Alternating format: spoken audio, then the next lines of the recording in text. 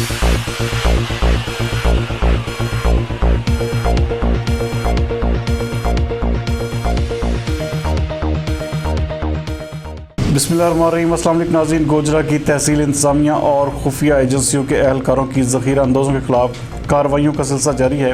हमारे bureau chief Zulfikar भट्टी के मुताबिक नायब तहसीलदार नासिर महमूद पटवारी खलीकुज़्ज़मान और खुफिया एजेंसियों के एहलकारों ने मुख्तलिफ ज़ख़ीरा अंदाज़ों के ख़िलाफ़ कार्रवाइयाँ की, जिनमें चेक नंबर 92 के रहायशी अब्दुस्तार ने गाँव में करियाना की दुकान बना रखी थी और घर के अंदर 265 बोरी चीनी स्टॉक कर रखी थी, जिसे सील कर दिया गया।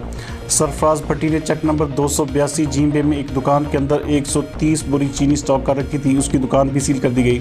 जबकि मोहम्मद असलम चेक नंबर 282 जीम बे के रहायशी ने अपने घर 54 बोरी चीनी स्टॉक कर रखी थी, उसको सील किए बगैर ही छोड़ दिया गया।